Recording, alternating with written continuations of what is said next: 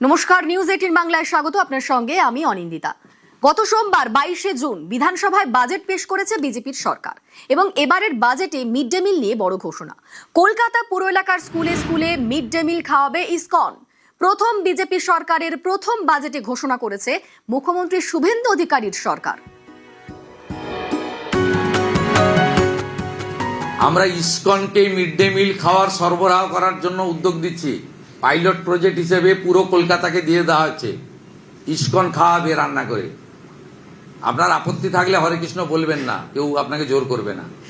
তো খুব ভালো খাবার পাবেন, শুদ্ধ খাবার পাবেন, চিন্তার কোনো কারণ নেই, ঠিক আছে?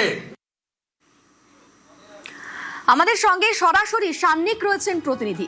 সান্নিক, এই যে মিড ডে মিলের জন্য বরাদ্দ বাড়ানো হয়েছে, আগে কত ছিল এবং বরাদ্দ বাড়ানোর পর কত হলো এখন?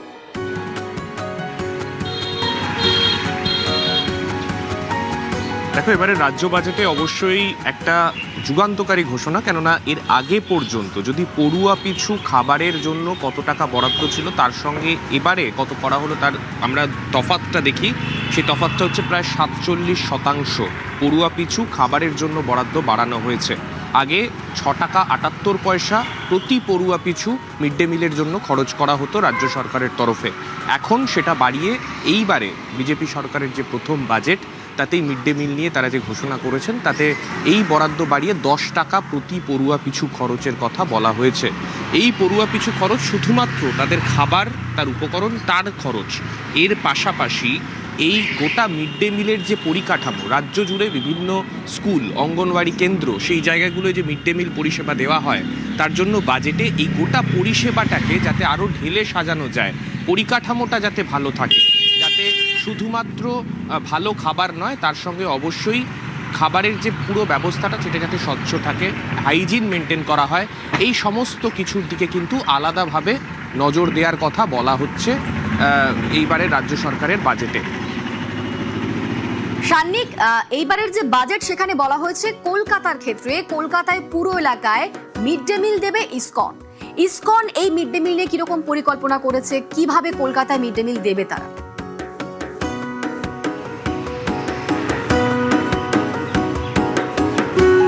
ইসকনের তরফে তাদের একটি ফাউন্ডেশন অন্নমৃত, যারা মূলত এই খাবার বন্টন এবং কমিউনিটি কিচেন নিয়ে তারা কাজ করেন বিভিন্ন জায়গায়, দেশের বিভিন্ন রাজ্যে তারা তাদের এই কমিউনিটি কিচেন তারা চালিয়ে থাকেন। সেই সংগঠনের মাধ্যমে কলকাতার পুরো এলাকাতে যে সরকার এবং সরকার পোষিত যে স্কুলগুলি রয়েছে, সেই স্কুলের যাবতীয় যা মিড ডে মিলের পরিষেবা তা কিন্তু এই অন্নমৃত ফাউন্ডেশনের তরফেই দেয়া হবে। এখনো পর্যন্ত তেমনটাই সিদ্ধান্ত নেওয়া হয়েছে ইসকনের তরফে।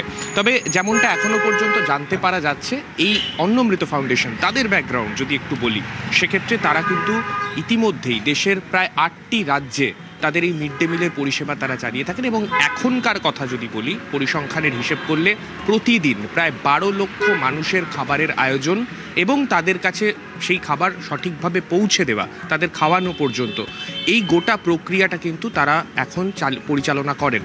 কোভিডের সময়, যে সময় খাবার দাবার পাওয়া এবং সবার কাছে পৌঁছে দেওয়াটা একটা বড় চ্যালেঞ্জ ছিল, সেই সময় এই অন্নমৃত ফাউন্ডেশন তারা প্রায় 3 লক্ষ মানুষকে প্রত্যেক দিন তারা খাবারের ব্যবস্থা করেছে। সেই সময়ও তারা সমস্ত হাইজিন, সমস্ত কিছুকে মেনটেন করে এই অন্নমৃত ফাউন্ডেশন তারা কিন্তু এগিয়ে গিয়ে সেই পরিষেবা দিয়ে এসেছে। তাই সেই সংস্থার হাতেই বর্তমানে এই রাজ্যের যে সরকার এবং সরকার পোষিত যে স্কুলগুলি শহর কলকাতা পুরো এলাকায় রয়েছে, সেই স্কুলগুলোর যে মিড ডে মিল পরিষেবা তার দায়িত্ব কিন্তু তাদের হাতেই যাচ্ছে। অনিন্দিতা, সঙ্গে থাকো সান্নিক। অন্নমৃত ফাউন্ডেশনের যেটা উইং আছে, মিড ডে মিল উইং আছে, এটা 2004 সাল থেকে মিড ডে মিল আমরা বিভিন্ন রাজ্যে আমরা ভারতে করছি। আজকে এই মুহূর্তে প্রায় 12 লক্ষ বাচ্চাদেরকে আমরা মিড ডে মিল সাপ্লাই করছি।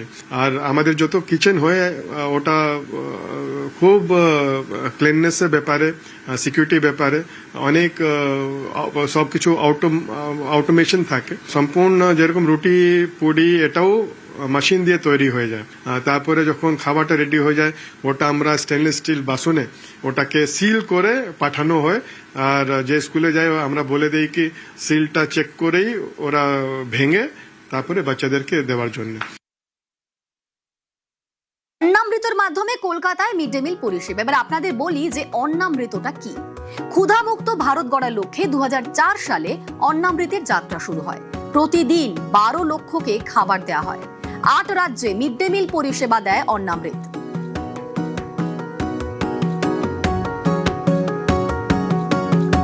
অন্নামৃত এর লক্ষ্য হচ্ছে ক্ষুধামুক্ত ভারত। ক্ষুধামুক্ত ভারত গড়ার লক্ষ্যে 8 রাজ্যে মিড ডে মিল পরিষেবা দেয় অন্নামৃত। মহারাষ্ট্র, দিল্লি, হরিয়ানা, রাজস্থান, অন্ধ্রপ্রদেশ, ঝাড়খণ্ড, ত্রিপুরা, পশ্চিমবঙ্গ।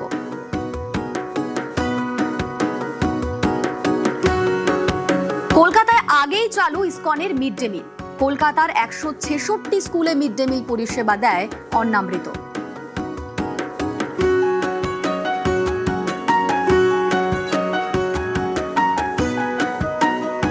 আমাদের সঙ্গে সান্নিক রয়েছেন সরাসরি। সান্নিক, এই যে অন্নামৃত কলকাতার যে স্কুলগুলো সেখানে মিড ডে মিল পরিষেবা দেবে, এই মিড ডে মিলের পরিষেবাতে কি কি মেনু থাকবে সে বিষয় নিয়ে কিরকম পরিকল্পনা করা হয়েছে?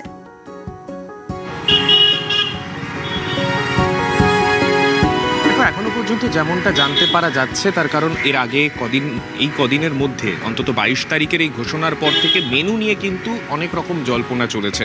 তবে অন্নামৃত ফাউন্ডেশনের তরফে যেভাবে এই গোটা প্রক্রিয়া এগোনো হবে, তাতে এখনো পর্যন্ত যারা পুষ্টিবিদ রয়েছেন, নিউট্রিশনিস্ট বা যারা ডায়েটিশিয়ান রয়েছেন, আমরা জানি যে অন্নামৃত যে জায়গায় এই পরিষেবা দিয়ে থাকে প্রত্যেকের জন্য আলাদা আলাদাভাবে সেগুলো নিউট্রিশনিস্টদের কনসাল্ট করে সেই মতো করেই তারা খাবার ঠিক করেন। শিক্ষার্থীদের জন্য এখনও পর্যন্ত যা ঠিক রয়েছে, ডাল ভাত, এর পাশাপাশি পনির, সয়াবিন এবং রাজমার মতো প্রোটিনযুক্ত খাবার, সেগুলো এই মিড ডে মিলের মেনুতে থাকছে। পাশাপাশি খিচুড়িও থাকবে, তেমনটাই কিন্তু এখনো পর্যন্ত খবর। তবে আমিষ না নিরামিষ, শুধুমাত্র কি নিরামিষ থাকবে সেই প্রশ্নটা যেমন উঠেছিল, তেমনি এই বিষয়টাও কিন্তু একেবারে স্পষ্ট করা হয়েছে যে যাতে পুষ্টির দিক থেকে কোনো রকমভাবে কোনো ঘাটতি না থাকে, সেই মতোই কিন্তু এই গোটা মেনুকে ঠিক করা হয়েছে, যাতে শিক্ষার্থীরা যারা স্কুলে যাবেন বা অঙ্গনওয়াড়ি কেন্দ্রে যাবেন তাদের ক্ষেত্রে যাতে পুষ্টিগুণের ক্ষেত্রে খাদ্যতে কোনো রকম সমস্যা না থাকে, সেই জন্য প্রোটিনযুক্ত খাবার, সয়াবিন, রাজমা, পনিরের মতো সেই রকম খাবারকে কিন্তু এই মেনুতে রাখা হচ্ছে। আপাতত এখনো পর্যন্ত এই কটি তালিকাতে জানানো হয়েছে। এর পাশাপাশি আর কি থাকতে পারে সেগুলো পরবর্তীতে সময়ের সঙ্গে সঙ্গে কিছু পরিবর্তন আসতে পারে, তেমনটা কিন্তু জানা যাচ্ছে এখনো পর্যন্ত। বেশ, ধন্যবাদ সান্নিক।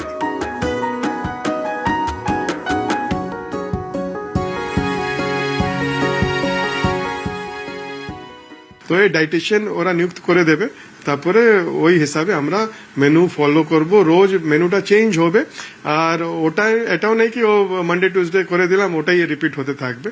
ইভেন খিচুড়ি আমাদের 20 ধরনের ডিফারেন্ট টেস্টের খিচুড়ি রয়েছে। আমরা জানি কি বাচ্চারা ওটা একটু ডিফারেন্ট টেস্ট খুঁজে, তো ওটা আমরা ধ্যান রেখে সব মেনুটা সেট করা হবে। আর ডিমের যেটা প্রোটিন আছে ও থেকে বেশি সয়াবিনের প্রোটিন থাকে, তো অনেক ভেজিটেরিয়ান অল্টারনেটিভ রয়েছে। আমরা এটাও দেখছি কি ভারতেও অনেক বড় বড় যারা অ্যাথলিট রয়েছে, যেরকম বিরাট কোহলি, আমরা জানি কি ক্রিকেটে কত শারীরিক ক্ষমতা লাগে, উনি পিওর ভেজিটেরিয়ান রয়েছে। বাংলাকে সোনার বাংলা কেন বলা হয়? কেন কি এখানে আপনি মার্কেটে চলে যান 50 রকম আপনি শাক পেয়ে যাবেন, এটা আপনি কোথায় আর ভারতে পাবেন না। পাঞ্জাব, গুজরাট, হরিয়ানা এবং রাজস্থানের মতো রাজ্যগুলিতে নিরামিষের চল বেশি। তাতে অনেকেরই প্রশ্ন, এই রাজ্যগুলিতে কি সকলে অপুষ্টির শিকার? পুষ্টিবিদরা কিন্তু তা বলছেন না।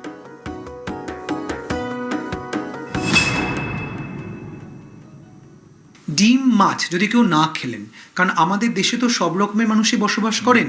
কেউ ধরুন নন ভেজিটেরিয়ান, ছোট থেকে তারা বড় হয়েছেন নন ভেজ খাবার দাবার খেয়ে, তার যে জিন, তার যে ক্রোমোজোম, দ্যাট ইজ ডিফারেন্ট। আবার ধরুন ভেজ মানুষও তো রয়েছে, এরকম তো নয় যে ভেজ খাবার দাবার যিনি খাচ্ছেন তিনি অপুষ্টির শিকার, তা তো একেবারেই নয়। তারাও ভেজ প্রোটিন খাচ্ছেন, ফলে যার ক্ষেত্রে যে প্রোটিন যে পাচ্ছেন, যিনি নন ভেজ হন তিনি নন ভেজের সোর্সের প্রোটিন খাবেন, যিনি ভেজ হন তিনি ভেজ সোর্সের প্রোটিন খাবেন। একটা মাছ খাচ্ছি, হ্যাঁ, সেই মাছে হয়তো লাইসিন, মিথিওনিন এই ধরনের অ্যামাইনো অ্যাসিডগুলো রয়েছে। এবার ধরুন যে ভেজিটেরিয়ান মানুষটা যিনি মাছ খান না, তাহলে তো তার প্রোটিন ঘাটতি হওয়ার কোনো অসুবিধা কিছু নেই। তিনি যদি ভাত খান তার সঙ্গে ডাল খান, বা ভাত খান তার সঙ্গে রাজমা খান, তাহলে যেটাতে যে অ্যামাইনো অ্যাসিডটা ঘাটতি রয়েছে তাহলে কি হবে, সাপ্লিমেন্টারি হয়ে যাবে। দুটো যদি একসাথে মিশিয়ে আমরা খাই, তাহলে যেটা আমি কম পাচ্ছি অপর থেকে সেটা পেয়ে যাব। এবার যদি জলপাইগুড়ির দিকে দেখি, জলপাইগুড়ি শহরের স্কুলে সপ্তাহে 2 দিন আমিষ খাবার।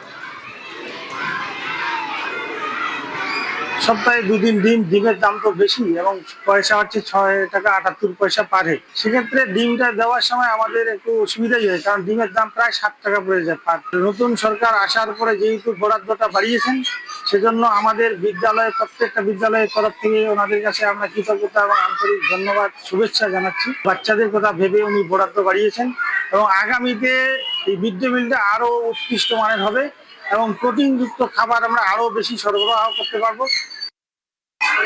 তোমার কোনটা ভালো লাগে, নিরামিষ না আমিষ? নিরামিষটা পছন্দ করো? যা নিরামিষ ছিল সেটাই ভালো লাগছে।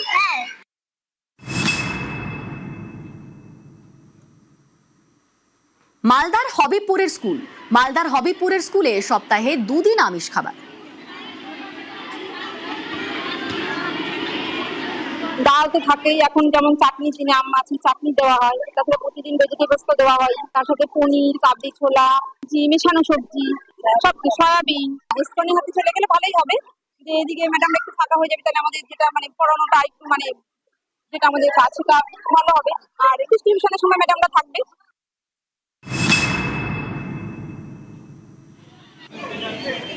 আর হুগলির আরামবাগের স্কুলে 4 দিন আমিষ খাবার দেওয়া হবে।